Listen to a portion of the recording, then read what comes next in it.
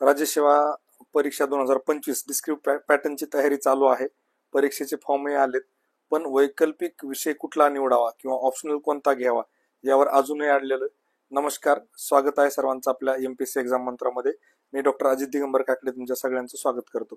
आणि अतिशय महत्वाचा आणि तुमच्या सिलेक्शन मध्ये खूप एक इम्पॉर्टंट रोल प्ले करणारा विषय म्हणजे ऑप्शनल किंवा वैकल्पिक विषय कुठला निवडावा आणि तो कसा निवडावा या संबंधी आपण चर्चा करणार आहे.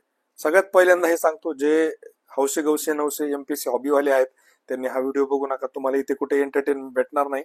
ज्यांना सिरियसली खरंच 25ची तयारी करायची आहे, ज्यांना सिलेक्शनसाठी अभ्यास करायचा आहे, त्यांनी मात्र हा व्हिडिओ शेवटपर्यंत काळजीपूर्वक बघा. कारण ऑप्शनलचा रोल सिलेक्शन मध्ये अत्यंत महत्वाचा असतो.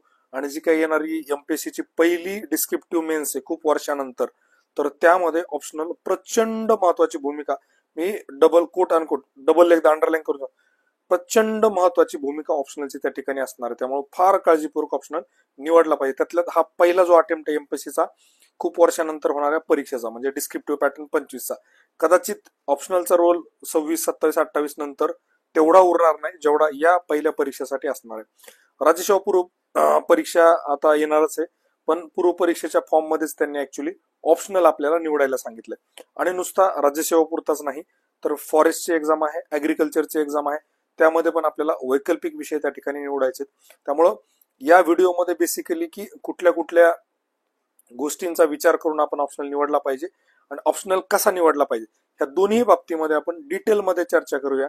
यासाठी माझा वैयक्तिक अनुभव, एक मेंटर म्हणून, एक फॅकल्टी म्हणून आणि स्वतः एक ऍस्पिरंट म्हणून, युपीएससी जेव्हा मी करत होतो, युपीएससीचे इंटरव्ह्यू वगैरे दिले त्यावेळेस, तर त्यातून काय काय गोष्टी मला कळाल्या त्या सगळ्यांचा एक अनुभव या ठिकाणी शेअर करणार आहे. तर बघा, सगळ्यात पहिल्यांदा एक गोष्ट सांगतो. हा, ऑप्शनलच्या बाबतीमध्ये अनफॉर्च्युनेटली थोडे डिले झाले, पण आपण एक ऑफलाईन ऑफिस चालू करतोय जिथे सगळ्यांना मोफत मार्गदर्शन मिळणार आहे. त्याची डेट मी लवकरच सांगेल. अनफॉर्च्युनेटली ऑप्शनल सिलेक्शनसाठी काय आता भेटणं येणार नाही, पण ज्यांना शक्य ते फोन करू शकतात. ऑप्शनल सिलेक्शनच्या बाबतीमध्ये बघा, सगळ्यात पहिला जो मुद्दा आहे, एमपीएससीची ही पहिली डिस्क्रिप्टिव्ह आहे 2010 नंतरची, 2011 नंतरची, 12 पासून त्यांनी तो चालू केला. 11 नंतरची जवळपास एक 14 वर्षानंतर ही परीक्षा डिस्क्रिप्टिव्ह होते. त्यामुळे आपण असं कन्सिडर करूया की एमपीएससीची पहिली डिस्क्रिप्टिव्ह परीक्षा आहे. तर या अनुषंगानं विचार करत असताना ऑप्शनलचं महत्व काय आहे, तर ऑप्शनल हा खूप स्टॅटिक आहे. स्टॅटिक या अर्थानं आहे की ऑप्शनल मध्ये आपण युपीएससी मध्ये जरी बघितलं, म्हणजे आताच्या परिस्थितीत 2024ला, तरीही ऑप्शनलचा रोल प्रचंड महत्वाचा आहे. कारण 500 पैकी तुम्हाला 300 पर्यंत मार्क मिळू शकतात. असे कुठल्याच दोन जीएस मध्ये एवढे मार्क पडत नाही की तुम्ही 300 पर्यंत जाऊ शकता. 100 ऑन अन ऍव्हरेज जीएस मध्ये पडतात 500 पैकी, म्हणजे 200. तर दोन पेपर मिळून, म्हणजे ऑप्शनल 1 आणि ऑप्शनल 2 मिळून 100 मार्कांची जी ग्रोथ आहे ऍज कम्पेअर टू जीएस, तर ही सिलेक्शन मध्ये प्रचंड महत्वाची असते, प्रचंड महत्वाची. आणि एमपीएससी मध्ये पण काय होणार आहे की पहिल्यांदा डिस्क्रिप्टिव्ह एक्झाम घेत असल्यामुळं पॅटर्न सेट नाहीये, त्यानंतर इव्हॅल्युएशनची सिस्टीम अजून सेट नाहीये. तर कदाचित असं होऊ शकतं की जीएस मध्ये 19-20 कधी कोणाला कमी जास्त आले, पण ऑप्शनल मध्ये जो स्टॅटिक विषय आहे, ऑप्शनल बऱ्यापैकी स्टॅटिक असतात, तिथे मार्कांची रेंज तुम्हाला एक 270 ते 300 पर्यंत, इव्हन 300 पण क्रॉस होतील. कारण एफएसओचा फूड सेफ्टी ऑफिसरची जी एक्झाम झाली डिस्क्रिप्टिव्ह, त्याच्यामध्ये एका विद्यार्थ्याला पेपर 2 मध्ये आउट ऑफ 200 165 मार्क्स, 200 पैकी 165 मार्क्स पडलेत. हा जर गणित आपण हे जर कॅल्क्युलेशन ऑप्शनलच्या बाबतीमध्ये अप्लाय केलं, तर ऑप्शनल मध्ये 350 पावणे 400 पर्यंत मार्क पडू शकतात, ही पॉसिबिलिटी तुम्हाला सांगतं. त्यामुळे ऑप्शनलचं जे महत्व अनन्यसाधारण आहे किंवा प्रचंड महत्व त्या ठिकाणी आहे. त्यातल्यात पर्टिक्युलरली जे युपीएससी करून इकडे एमपीएससी कडे येतात त्यांच्यासाठी पण फार महत्वाची गोष्ट काय आहे ते पुढे मी डिटेलमध्ये एक्सप्लेन करेल. थोडक्यात फक्त जे युपीएससी कडून एमपीएससी कडे येत आहेत त्यांनी शक्यतो जो तुमचा युपीएससी ऑप्शनल होता तो कंटिन्यू करायला काय हरकत नाही. पण जर तुमचा युपीएससीचा ऑप्शनल पर्टिक्युलरली मेडिकल सायन्स असेल, युपीएससीचा ऑप्शनल फिलॉसॉफी असेल, युपीएससीचा ऑप्शनल सायकोलॉजी असेल आणि युपीएससीचा ऑप्शनल लिटरेचर, त्यातल्यात मराठी लिटरेचर वगैरे असेल, तर असं थोडंसं विचार करण्याची गरज आहे. कारण काय आहे की हे थोडे सब्जेक्टिव्ह विषय आहेत. सब्जेक्टिव्ह म्हणजे मला काय म्हणायचं की आता एखादा विषय जसं फिलॉसॉफीमध्ये घेतला की व्हॉट इज लाईफ, एक शॉर्ट नोट पडली 5 मार्काला, लाईफ माझ्यासाठी काय, तुमच्यासाठी काय, हे व्हॅरी होऊ शकते. आणि एक्झामिनरला काय एक्सपेक्टेड आहे, कदाचित असं होईल की तुम्ही खूप छान उत्तर लिहिलं, म्हणजे खूप काय म्हणतात त्याला, अनालिटिकल, एकदम अंडरस्टँडिंग सगळं उत्तर लिहिलं, पण अनफॉर्च्युनेटली पुढच्याला त्याचा अर्थ जर कळला नाही तर तुम्हाला कम्पॅरेटिव्हली तेवढे मार्क पडणार नाही as compare to other optional. आपण जर बघितलं म्हणजे अँथ्रोपॉलॉजीमध्ये जर आपण पर्टिक्युलरली बघितलं तर म्हणजे आता जेनेटिक लोड नावाची एक शॉर्ट नोट आहे. जेनेटिक लोडमध्ये युपीएससीला काय एमपीएससीला काय स्टॅटिक पार्ट आहे, बेसिक गोष्टी त्याच असणार आहे. म्हणजे comparison of man with app सेमच असणार, त्यात काही फरक पडणार नाही. असे बरेचसे ऑप्शनल आहेत जिथे तुम्हाला मार्कांची हमी त्या ठिकाणी मिळू शकते. त्यामुळे हे जर ऑप्शन असतील, मेडिकल सायन्स मी या अर्थानं म्हणलं जरी स्टॅटिक आहे, मेडिकल सायन्स करताना चांगला वाटतो. आपण ऑलरेडी ग्रॅज्युएशनला 4 वर्ष 4.5 वर्ष तेच केलेलं असतं. पण जेव्हा रिव्हिजनची वेळ येते, परीक्षा 8-10 दिवसावर राहिलेली असते, आपल्याला जीएस करायचा असतो. मेडिकल सायन्स कम्प्लिटली एक जीएस सारखा आहे. म्हणजे 4 जीएस मिळून एकीकडं मेडिकल सायन्स एकीकडं. म्हणजे तुम्हाला अॅनाटॉमी फिजिओलॉजी पासून तर मेडिसिन गायनेक सर्जरी पर्यंत सगळ्या गोष्टी डिटेलमध्ये कराव्या लागतात. आणि म्हणजे पहिल्या याला तर क्लिनिकल जास्त विचारतील असं वाटत नाही मला एमपीएससी मध्ये पर्टिक्युलरली, जसं आता युपीएससीला ते क्लिनिकलवर पण गेलेत. पण स्टील खूप मोठा सिलेबस आहे. रिव्हिजनला प्रचंड त्या ठिकाणी आपल्याला जीएस वर कॉम्प्रोमाइज करावं लागतं. त्यामुळे मेडिकल सायन्स असेल तर थोडंसं मला वाटतं अजून एकदा विचार करण्याची गरज आहे. मेडिकल सायन्स मधला एक जरी पेपर घेतला पेपर 1 तरी अँथ्रो तुमचा डबल होऊ शकतो, एवढा सिलेबस मेडिकल सायन्सचा आहे. फिलॉसॉफीच्या बाबतीमध्ये सांगितलं, सायकोलॉजीमध्ये पण तसंच आहे. सायकोलॉजीमध्ये खूप व्हेरिएशन, म्हणजे Covid and psychology short note आली आहे 10 मार्काला. तुम्ही काय विचार करणार आहे, पुढच्याला काय एक्सपेक्टेड आहे, याच्यामध्ये व्हेरिएशन असू शकतं. लिटरेचरच्या बाबतीमध्ये पण तेच आहे की मराठी लिटरेचरमध्ये पण कधी कधी आपण बघितलं युपीएससी मध्ये 2014 नंतर 2014 आयएस मराठी लिटरेचर मधून झाले. त्याच्यानंतर परत मी तरी वैयक्तिक बघितलं नाही, मागच्या 2-3 वर्षात एवढा ट्रेंड बघितला नाही मी. पण पूर्वी जोपर्यंत मी युपीएससी करत होतो तोपर्यंत फार सिलेक्शन त्या ठिकाणी बघायला मिळाले नाही. त्यामुळे तो एक थोडासा महत्वाचा विषय आहे. आणि युपीएससी मधून एमपीएससी कडे येत असताना अजून थोडंसं एक स्वतःचं डिग्रेडेशन किंवा त्याला बॅक टू बेसिक्स किंवा नॉर्मल कडे येणं फार गरजेचं आहे.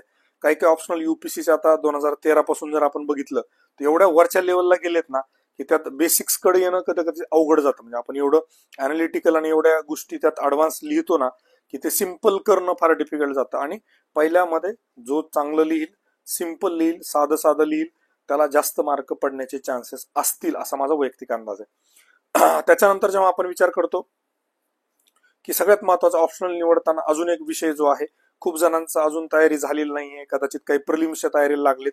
मग त्यांना असं वाटतं की प्रिलिम्सच्या नंतर तयारी केली तर होईल का, किंवा त्याच्या बाबतीमध्ये काय. तर जो एक्सपिरियन्स आतापर्यंतचा आहे माझा वैयक्तिक, म्हणजे युपीएससी मेन्सचा जेव्हा सिलेबस बदलला 2013ला, तर युपीएससीनं 6 महिन्यांचा वेळ दिला होता प्रिलिम्स आणि मेन्समध्ये. आणि युजली आपण जेव्हा एमपीएससीचा बघतो, काही नसताना मला वाटतं 8 महिन्याचा वेळ दिला ह्या 24च्या मेन्ससाठी, पण ती पोस्टपोन होत गेली तरी एक स्टील 4 महिन्याचा वेळ मिळाला. मिनिमम 4 महिने ते मॅक्झिमम 6 महिन्यापर्यंत वेळ प्रिलिम्स ते मेन्सच्या दरम्यान मिळू शकतो. म्हणजे जर सप्टेंबरमध्ये प्रिलिम्स होते, कदाचित जानेवारी फेब्रुवारीमध्ये मेन्स होईल. त्यामुळे सफिशियंट टाइम तुम्हाला ऑप्शनलचं प्रिपरेशन नंतर करण्यासाठी पण मिळू शकतो. त्यामुळं घाईघाईत काहीतरी आपण ऑप्शनल निवडला आणि नंतर असं लक्षात आलं की आपल्याला चांगल्या पद्धतीने उत्तर लिहिता येत नाही तर प्रॉब्लेम होऊ शकतो. त्यामुळं तो एक फॅक्टर खूप महत्वाचा आहे जो तुम्ही कन्सिडर केला पाहिजे की प्रिलिम्स नंतर मला इनफ टाइम मिळणार आहे. म्हणजे तुम्हाला 3-3.5 महिन्याचा क्लास करून त्याच्यावर आन्सर रायटिंग करून त्याच्यावर अजून तुम्हाला चांगलं प्रभुत्व मिळवून त्या ठिकाणी चांगली तयारी त्या ठिकाणी करता येऊ शकते. त्यामुळं हा एक महत्वाचा फॅक्टर तुम्ही लक्षात घेतला पाहिजे. आता खरं रेफरन्स याला काय वापरला पाहिजे, की कुठले क्वेश्चन्स रेफर केले पाहिजे, की ऑप्शनल मध्ये काय प्रश्न विचारतील, कसे विचारतील. तर म्हणजे एमपीएससी 2010-11 पर्यंत जे काही गोष्टी होत्या त्यावेळेस अजून 2 ऑप्शनल होते जे आता सध्या लिस्टमध्ये नाहीयेत. एमपीएससीला पूर्वी होम सायन्स नावाचा ऑप्शन होता. एका वर्षी होम सायन्सचे खूप जास्त सिलेक्शन झाले, नंतर खूप गदारोळ वादन. जुने लोक जे आहेत त्यांना कदाचित ही गोष्ट माहिती, जुने म्हणजे फॅकल्टीज वगैरे जे आहेत त्यांना ही गोष्ट माहिती, विद्यार्थ्यांना अर्थात याबद्दल काही माहिती नाहीये. पण पूर्वी असं व्हायचं, एखादा ऑप्शनल खूप चालला की तो खूप चालायचा आणि त्या वर्षी त्याचे सिलेक्शन खूप जास्त व्हायचे. होम सायन्स एक त्यात ऑप्शनल होता. तर अशा अनुषंगाने जर विचार केला 2011 पर्यंत, तर तोपर्यंत एमपीएससी डिस्क्रिप्टिव्ह मध्ये ऍडव्हान्स झाली होती. त्यामुळे रेफरन्स जर घ्यायचा असेल एमपीएससीच्या प्रश्नांचा 2000 ते 2005 पर्यंतचे 4-5 वर्षातले प्रश्न जे आहेत ते आपल्याला रेफर करता येतील, की साधारण त्या लाईनवर प्रश्न ऑप्शनलचे पण एमपीएससी 2025च्या मेन्स मध्ये आपल्याला बघायला मिळू शकतात. रेफरन्स युपीएससीचा शक्यतो घेऊ नका. सिलेबस जरी कॉपी पेस्ट केला तरी जी काय स्कीम म्हणजे काय म्हणतात त्याला मोडस ऑपरेंडी एमपीएससीची ती फार वेगळी आहे, ती युपीएससी सारखी असेल असं अजिबात वाटत नाही. त्यामुळं युपीएससीचं कम्पॅरिझन एमपीएससी सोबत कृपया करू नका. लेवल ऑफ क्वेश्चन तुम्हाला मी सांगितलं की त्या लेवलचे असेल. दुसरा एक महत्वाचा रेफरन्स आपल्याला या ठिकाणी बघायला मिळू शकतो, नुकतीच झालेली 23 जी मेन्स आहे, FSOचे पेपर, मेट्रोलॉजीचे पेपर आणि इंजिनिअरिंगचे पेपर, बरोबर आहे, हे आपण रेफर केले पाहिजे. आपण काय रेफर नाही केलं पाहिजे, राज्यसेवा 2024 पर्यंत जी ऑब्जेक्टिव्ह होती त्यातला जो डिस्क्रिप्टिव्हचा पेपर होता, मराठी इंग्लिश रिटनचा पेपर, त्याला लँडमार्क किंवा त्याला रेफरन्स यार्डस्टिक पकडायचा नाही, कारण तो कम्प्लिटली वेगळा विषय आहे त्याचा आणि या पर्टिक्युलरली स्कीम ऑफ एक्झामिनेशनच्या डिस्क्रिप्टिव्हचा जास्त संबंध नाही. त्याला कम्पेअर करू नका. कम्पेअर करा FSOला, कम्पेअर करा मेट्रोलॉजीला, कम्पेअर करा सिव्हिल इंजिनिअरिंग, आता इंजिनिअरिंगचे पेपर झालेत, इंजिनिअरिंगचे मेन्स, त्याचं कम्पॅरिझन करा. फॉर्च्युनेटली FSOचे पेपर RTI मधून आलेले मला एका विद्यार्थ्याचे बघायला मिळाले, पेपर 1 पेपर 2, मेट्रोलॉजीचे पण पेपर बघायला मिळाले, पेपर 1 पेपर 2.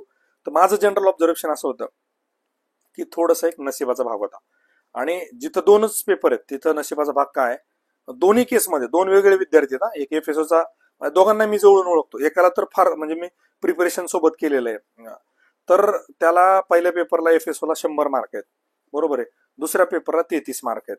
आता त्यानं UPSCच्या मेन्स पण दिल्यात, चांगलं मला माहिती होतं, खूप चांगल्या गोष्टी आहेत.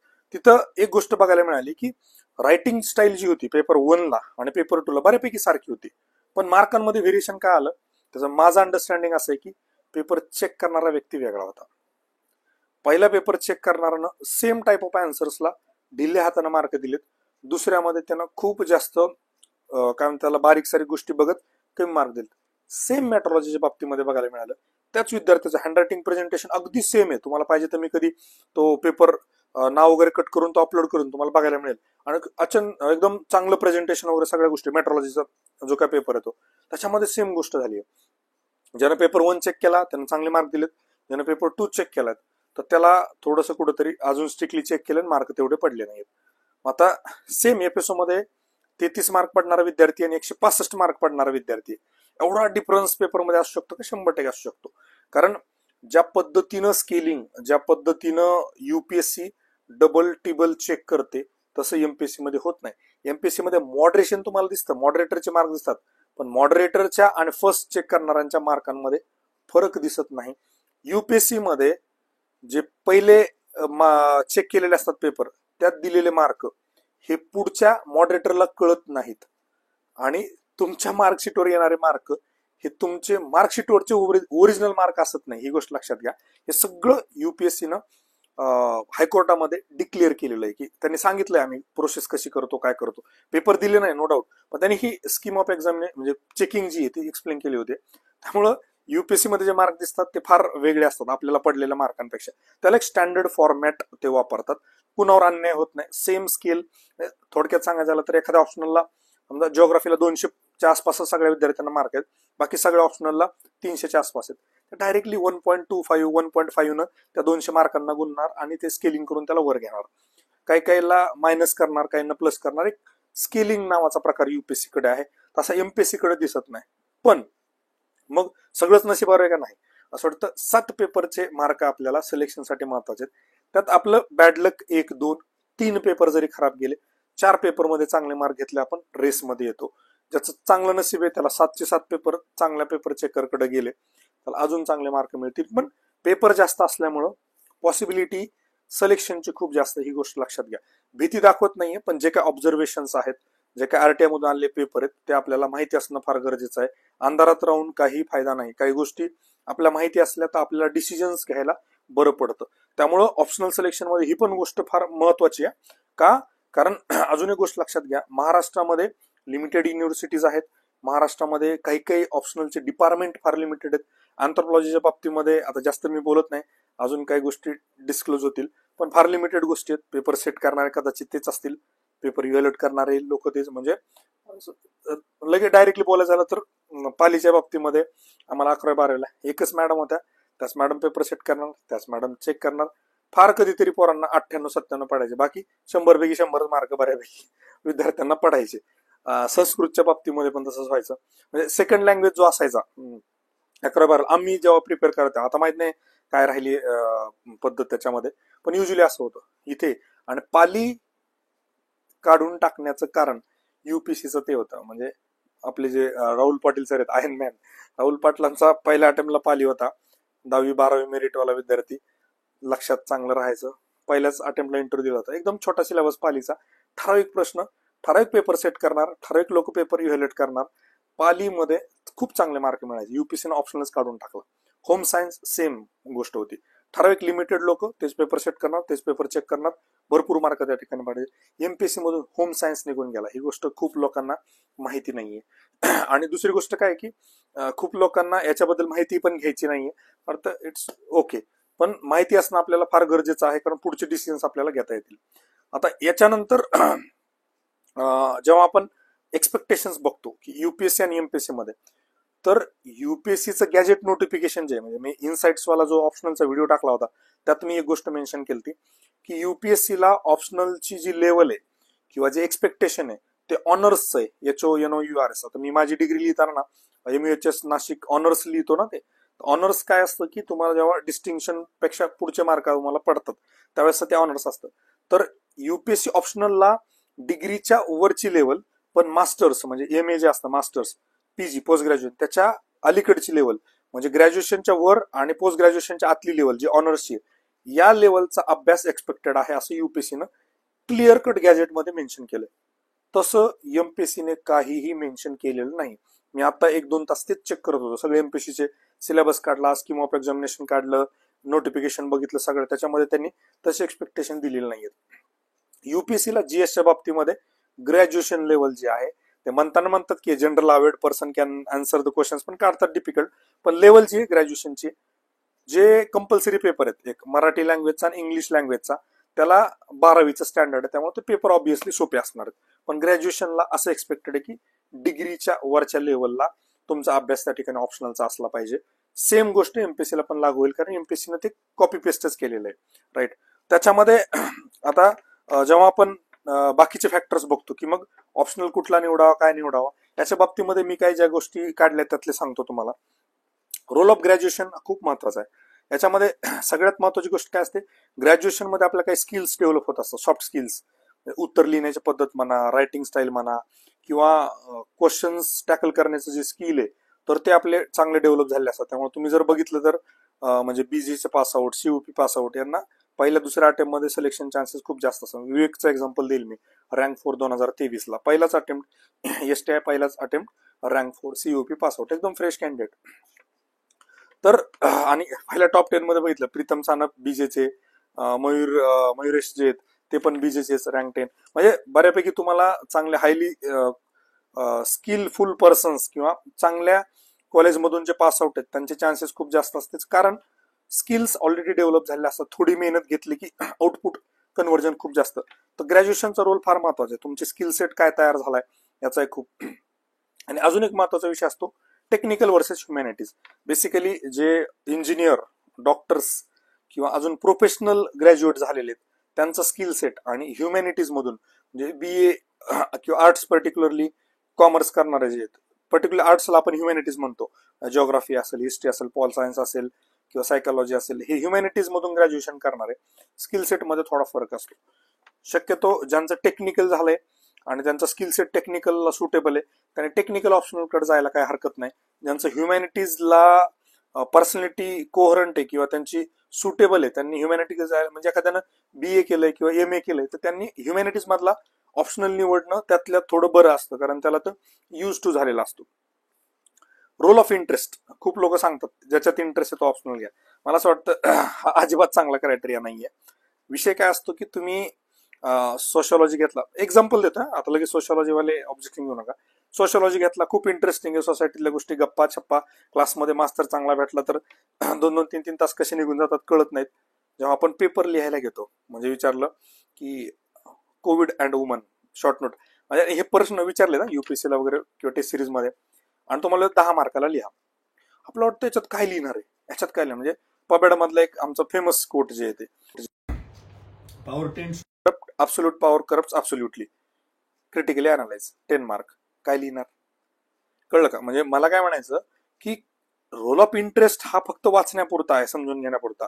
अल्टिमेटली तुमचं सिलेक्शन कधी होणार आहे, जेव्हा तुम्ही दिलेल्या स्टिप्युलेटेड टाइम मध्ये, म्हणजे 9 मिनिटामध्ये 10 मार्क आणि तुमच्या काय म्हणता येईल त्याला 13 मिनिटामध्ये एक 15 मार्कांचं 250 वर्ड्स ते 350 वर्ड्स मध्ये लिहिणार, तेव्हाच तुम्हाला मार्क पडणार.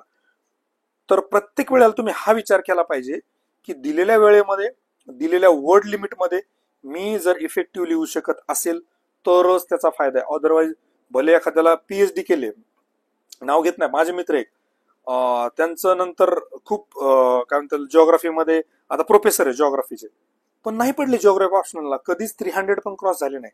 त्याचं कारण तुमचं नॉलेज आणि तुमचं रायटिंग स्किल आणि एक्सपेक्टेड जे काही गोष्टी आहेत त्या मॅच झाल्या पाहिजे. रोल ऑफ इंटरेस्ट मला वाटतं खूप जास्त महत्वाचा फॅक्टर नाहीये. आणि ज्यांना पंचवार्षिक करायची त्यांनी रोल ऑफ इंटरेस्टवर बरं घ्या. 5 वर्ष तुम्हाला टिकायचंय स्वतःला, मेन्सची तयारी करायची, हे करायचं, त्यांनी रोल ऑफ इंटरेस्टचा विचार केला पाहिजे की तुम्हाला 5 वर्ष इथे टिकून राहायचे. ज्यांना पहिल्या आणि दुसऱ्या अटेम्प्ट मध्ये पोस्ट काढायची ना, त्यांनी रोल ऑफ इंटरेस्टचा जास्त विचार करू नका. बाकी तुम्हाला मार्केटमध्ये मार्गदर्शन करणारे, रोल ऑफ इंटरेस्ट सांगणारे खूप लोक आहेत, तर ते पंचवार्षिक योजना तुम्ही जॉईन करू शकता. काही काही गोष्टी फार कटू आहेत, क्रिटिकल बोलतोय, पण सत्य आहेत.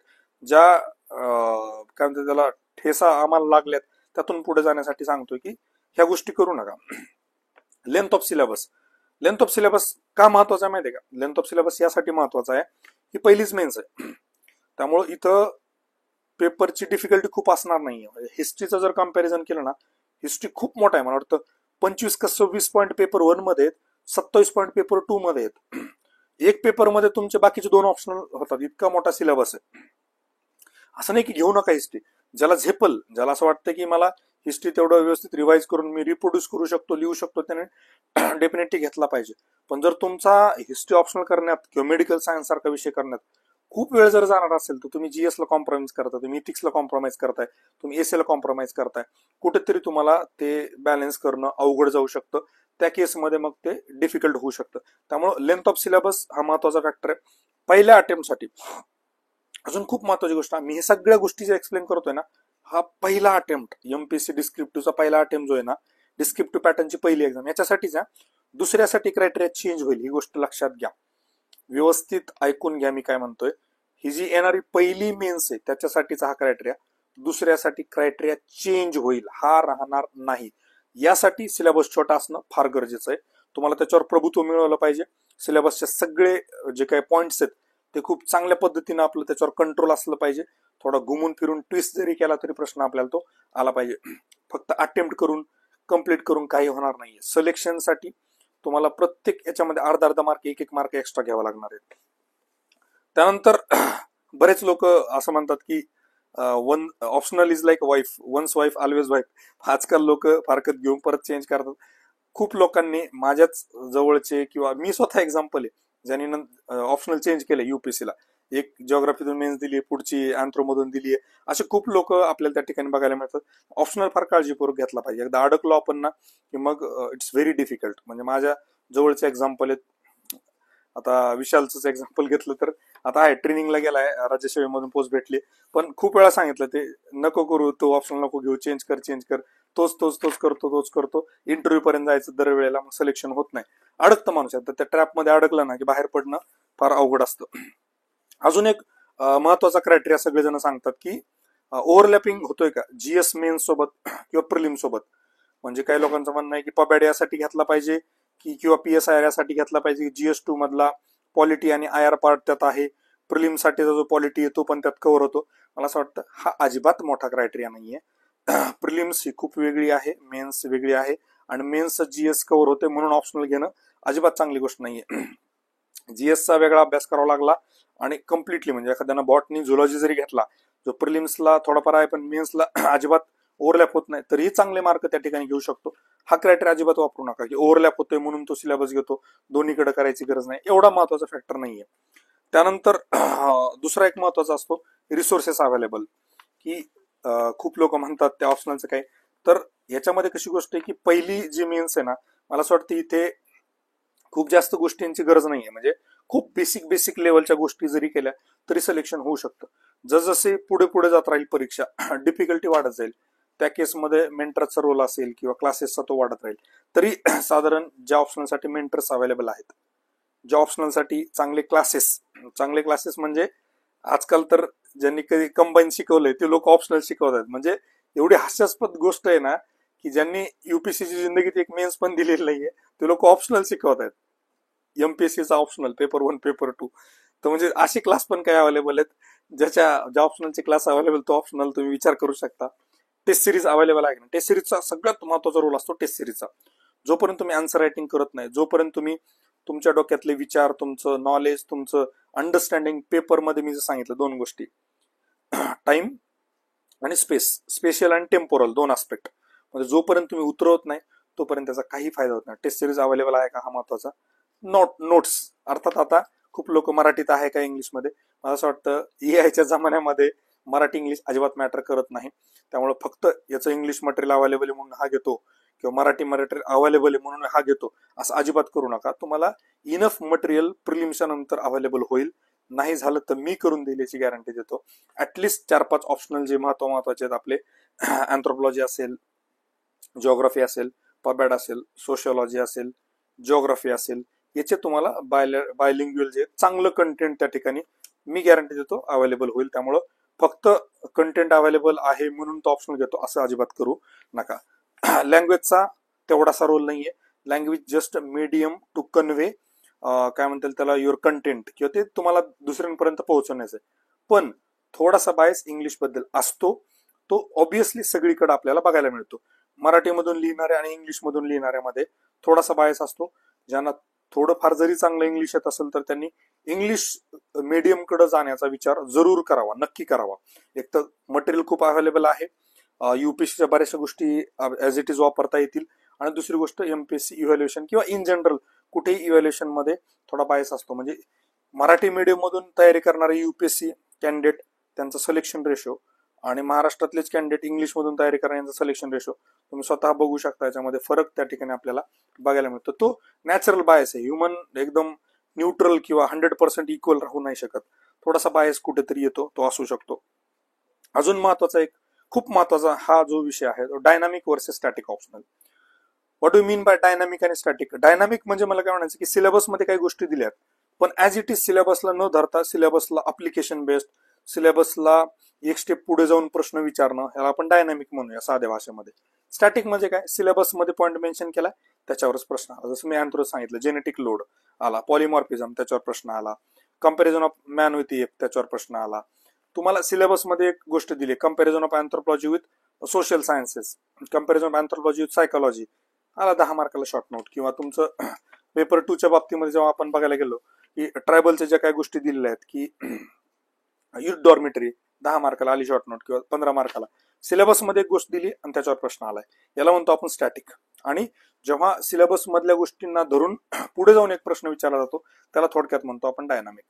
तर हे का महत्वाचं आहे, डायनामिक मध्ये काय होतं, एकतर ज्यांना सवय लिहिण्याची तेच लोक लिहू शकतात. ज्या लोकांना अशी सवय असते की मी जे वाचल नोट्स मधलं, ग्रॅज्युएशन थोडक्यामध्ये नोट्समध्ये वाचलं, त्याच्यावर प्रश्न आला मी लिहिला, इथपर्यंत, त्या लोकांनी स्टॅटिकचा विचार करावा. ज्या लोकांना, आता माझं वैयक्तिक एक्झाम्पल देतो, मला डायनामिक पेपर, डायनामिक क्वेश्चन चांगले जमतात.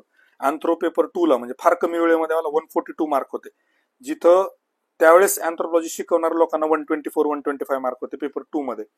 जिओग्राफीमध्ये पण सेम, मी जेव्हा दिलं तेव्हा पेपर 2 मध्ये मला चांगले होते ऍज कम्पेअर टू पेपर 1. आता माझी मेमरी तेवढी चांगली नाहीये, मला खूप एफर्ट केल्यानंतर लक्षात ठेवता येतं. पेपर 1ला मला कम्पॅरेटिव्हली मार्क कमी पडतात कारण स्टॅटिक पार्ट असतो, रिप्रोड्यूस करायचं असतं. Paper 2 is dynamic, application based. तिथं ज्याला जमलं ना की मग चॅलेंज नाही, तिथं तुम्हाला मार्क पडतात पेपर 2ला. अँथ्रोपॉलॉजी मध्ये 171 मार्क आहेत पेपर 2 मध्ये.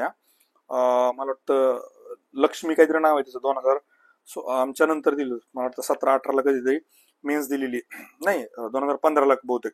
तर एवढे मार्क पडू शकतात पेपर 2 मध्ये. त्यामुळं ज्यांचा स्वभाव हा डायनामिक क्वेश्चन्स लिहिण्याकडे आहे त्याने डायनामिक ऑप्शनल निवडावा. डायनामिक ऑप्शनल मी तुम्हाला जे सांगितलं, सायकोलॉजी आहे, सोशॉलॉजी आहे, फिलॉसॉफी आहे, त्याच्यानंतर तुमचे अजून बरेचसे ऑप्शनल ज्याच्यामध्ये असे प्रश्न तुम्हाला, सोशॉलॉजीमध्ये बऱ्याचसा एक कंपॅरिझन जेव्हा अँथ्रोजन सोशॉलॉजी करतो, anthropology is more static as compare to sociology. PSIR मध्ये पण पेपर 2 मध्ये बऱ्यापैकी डायनामिक क्वेश्चन. ऍक्च्युली पेपर 2 हा इंडियाचाच रिलेटेड असतो, बऱ्यापैकी वेळा अप्लिकेशन बेस्ड असतो, इंडियन पर्स्पेक्टिव्ह त्याच्यात ऍड केला असतो. क्वेश्चन डायनामिकच असतात, त्यातल्यात अजून थोडं जिओग्राफी थोडं स्टॅटिक आहे, म्हणजे पेपर 1 पण आणि पेपर 2 पण.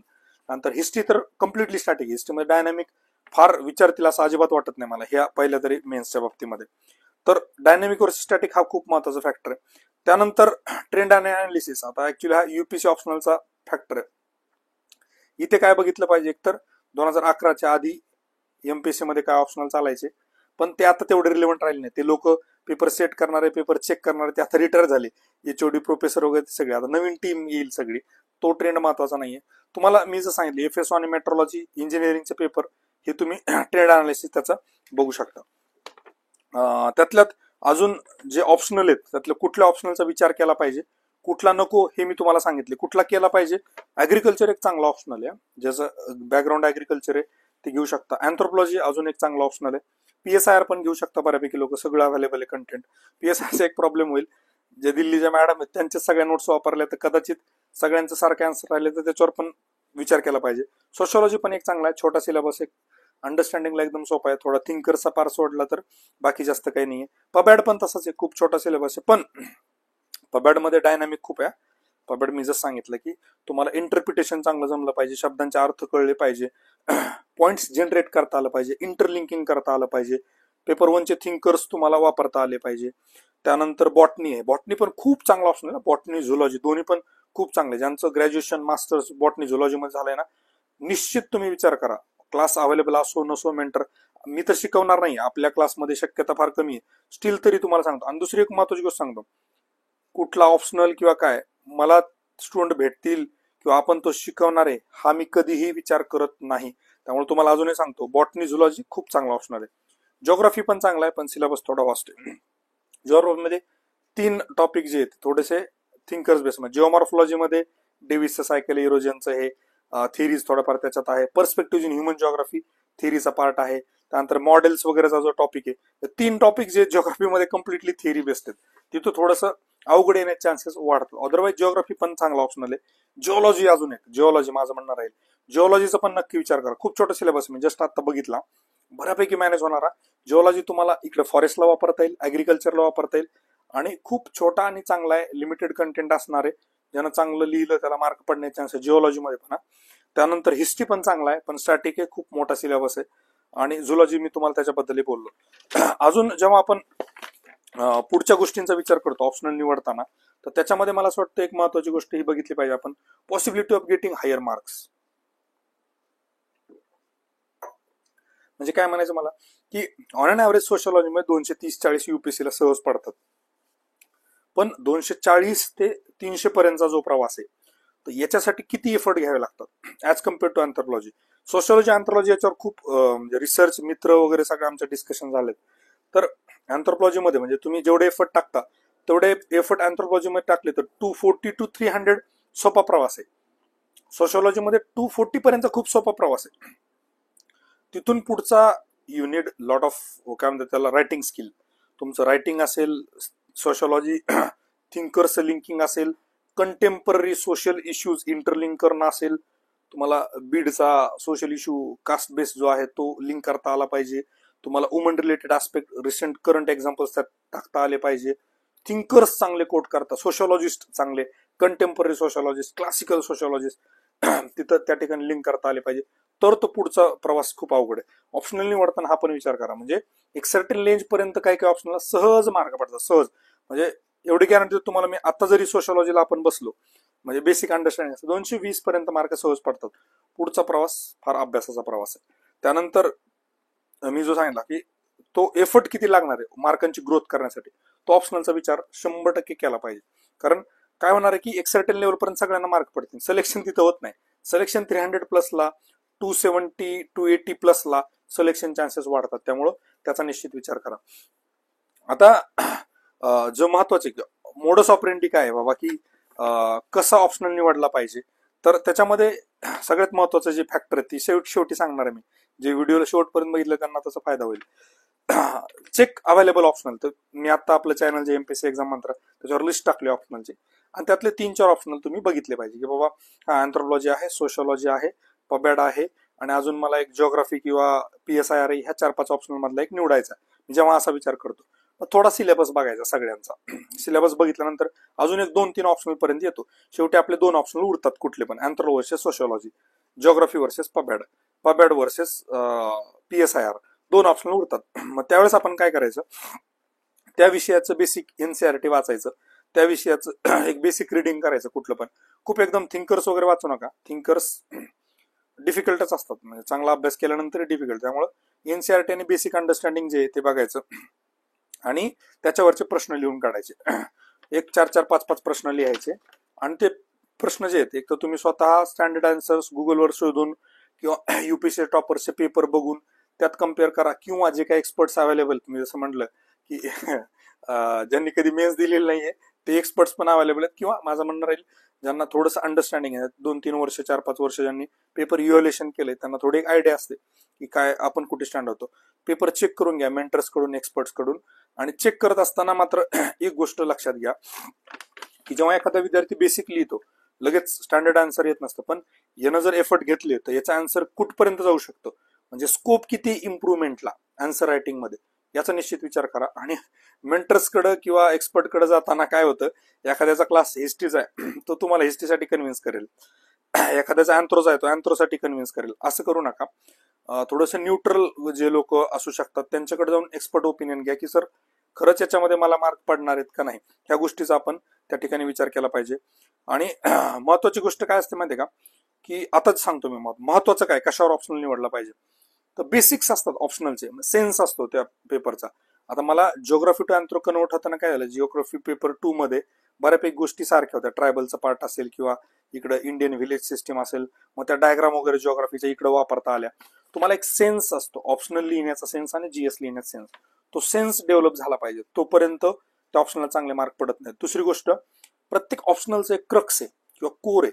आता हिस्ट्रीमध्ये जर तुम्ही विचार करता तेव्हा हिस्ट्रीमध्ये नाव आलं पाहिजे, इयर आलं पाहिजे, इव्हेंट आली पाहिजे ती, हे फार महत्वाचं आहे. जिओग्राफी, जिओ मध्ये ग्राफ येतो, तुम्हाला डायग्राम आले पाहिजे, मॅप आले पाहिजे.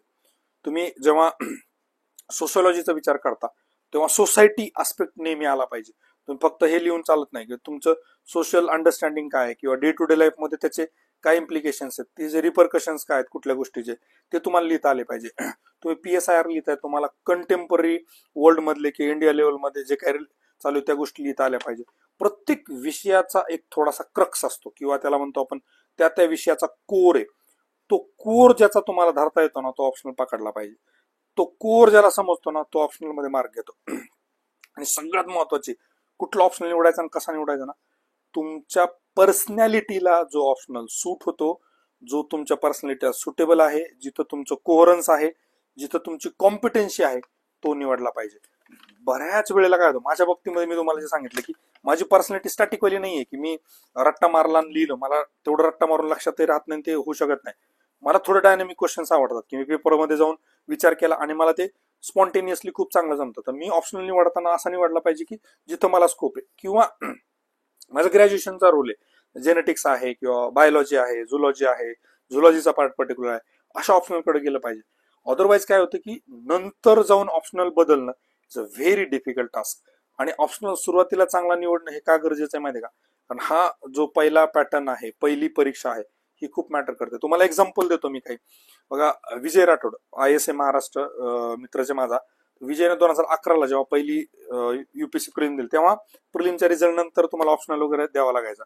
एक अँथ्रोपॉलॉजी फिक्स केला होता, दुसरा ऑप्शनलचं चाललं होतं जिओग्राफी वर्सेस पबॅड. त्यांना सचिन ओंबासे सर, ते पण IS आहेत आता महाराष्ट्रामध्ये, सिनियर बीजेचे, विचारलं की सर असंच चाललंय जिओग्राफी ऑप्शनलचा. ओंबासे सरांनी 17 पुस्तकांची लिस्ट दिली. विजयने लगेच डायरेक्टली निर्णय घेतला, मला जिओग्राफी घ्यायचा नाही, डायरेक्ट पबॅडवर शिफ्ट झाला. आणि त्या वर्षी एवढ्या उशिरा प्रिपेअर करू नये, इंटरव्ह्यू दिला, पहिल्या अटेम्प्ट मध्ये इंटरव्ह्यू दिला. हे एक एक्झाम्पल झालं. नंतर तर मग अँथ्रोमधून सिलेक्शन झालं 2013ला, 84 रँकाला महाराष्ट्र केडर पण मिळालं.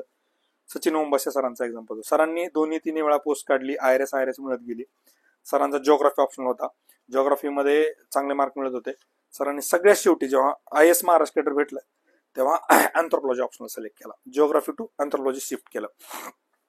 तोपर्यंत काय होतं, तेव्हा नंतर प्रिलिम्सला ऑप्शनल टाकावं लागायचा आणि मार्क उशिरा कळायचे. जेव्हा सरांना कळलं अँथ्रोचा बऱ्यापैकी अभ्यास झाला होता, सरांना जिओग्राफीमध्ये 1 ऑफ द टॉप मार्क होते UPSC मध्ये त्यावेळेसचे, पण स्टील त्यांनी डिसिजन घेतला होता म्हणून ते अँथ्रोकडे वळले. असे नंबर ऑफ एक्झाम्पल आहेत. एक तर फॅकल्टी होते ते मित्रच आहेत, तर ते सोशलॉजी शिकवत होते, मग IRS मिळाली होती, नंतर अँथ्रोलॉजी घेतली, अँथ्रोलॉजी, आणि मग IS मिळालं. म्हणजे अँथ्रोनं मार्कांची ग्रोथ झाली. जिथं 260-70ला स्टक होते सोशलॉजी, इकडे डायरेक्ट 284 मार्क, अँथ्रोपॉलॉजीमध्ये ग्रोथ झाली 10-15 मार्कांची, त्याच्यावर IAS मिळून गेलं. म्हणजे ते शेवटी काय होतं की तुम्ही रँकमध्ये असताना 4-4, 5-5 मार्कात तुमचं सर्व्हिस चेंज व्हायला लागते. असे एन नंबर ऑफ एक्झाम्पल. आणि माझे खूप सारे मित्र आहेत की जे आधी मेडिकल सायन्सवाले होते, नंतर सोशॉलॉजीमध्ये आले, नंतर अँथ्रोपॉलॉजीमध्ये आले, आणि खूप जण असे पण आहेत जे म्हणजे गौरवचं एक्झाम्पल देतो. गौरवनं 4 इंटरव्ह्यू दिले जिओग्राफी ऑप्शनल मधून, शेवटी गौरव पण सोशॉलॉजीवर आला, कळलं जिओग्राफीत. आणि हेच शानपण मी लवकर केलं. आम्ही 15ची मेन्स सोबत दिली ती जिओग्राफी, पण मला लगेच कळलं की जिओग्राफीत आपलं काही टिकणार नाही, इथं मार्कांची ग्रोथ होत नाही, आपण अँथ्रोल शिफ्ट झालं पाहिजे. मी लवकर शिफ्ट झालो, गौरवनं त्याला उशीर केला. असं खूप जणांच्या बाबतीमध्ये झालं की ज्यांनी ऑप्शनल, आणि खूप जणांच्या बाबतीमध्ये हे बघितलं की शेवटच्या अटेम्प्टला ऑप्शनल चेंज केलाय. आणि शशी विभूते सर फॉरेस्टमध्ये सिलेक्शन आहे, पण सोशॉलॉजी एवढ्या वर्ष म्हणजे 4-5 इंटरव्ह्यू दिलेत, दरवर्षी मेन्स दिलेली, जेव्हा जेव्हा अटेम्प्ट दिलं तेव्हा, पण सोशॉलॉजीमध्ये सर्टन लेवलच्यावर मार्क गेले नाही. शेवटी आम्ही फोर्स करून अँथ्रो घ्यायला लावला. अँथ्रोला चांगले मार्क पण पडाले, पण इंटरव्ह्यू दिला पण सिलेक्शन झालं नाही. पण फॉरेस्टमध्ये सिलेक्शन झालं. ऑल इंडिया सर्व्हिस आहे, इंडियन फॉरेस्ट सर्व्हिस, त्यात सिलेक्शन झालं. रँक 44-45 पण मिळालं, कर्नाटक केडर मिळालं. सांगायचं तात्पर्य काय आहे की नंतर रिअलाइज झाल्यावर खूप वेळ निघून गेला असतं, बरंचसं पाणी वाहून गेलेलं असतं, वेळ कमी राहिलेला असतो. त्यामुळं ऑप्शनल निवडताना काळजीपूर्वक निवडा. आणि सो कॉल्ड हे जे मार्केटमधले एमपीसीचे एक्सपर्ट आहेत यांच्या नादी लागू नका. बऱ्याच लोकांनी अजून मेन्स दिलेले नाहीयेत किंवा त्यांना बेसिक गोष्टी पण माहित नाहीयेत, त्यामुळे त्या ट्रॅपमध्ये अडकलात. त्यांच्या 2-3 ऍडमिशनसाठी तुम्हाला सांगतील त्या हा ऑप्शनल घ्या, तो ऑप्शनल घ्या, तर तुम्हाला डायरेक्टली पंचवार्षिकच करावी लागेल. राईट. बाकी इतर गोष्टींसाठी तुम्ही मला ह्या नंबरवर कॉल करू शकता, डिस्क्रिप्शन मध्ये पण दिलाय आणि पिंड कमेंट मध्ये पण दिलाय, किंवा मेसेज करू शकता. आणि आपलं मोफत मार्गदर्शन लवकरच पुण्यामध्ये चालू होते, ती डेट वगैरे मी तुम्हाला सांगेलच. आणि RX doctor Ajit writing capsule नावाचा ग्रुप चालू केलाय, त्याच्यावर रोज त्या बाबतीमध्ये लिहायला सुरुवात करा. डिटेलमध्ये बाकीच्या गोष्टी चर्चा करूया. पुढचे जे काय व्हिडिओ ते लवकर देण्याचा प्रयत्न करतो. आता ऑफलाईन चालू झालं की डेली एक व्हिडिओ आपण याच्या बाबतीमध्ये करूया. Thank you very much and all the very best.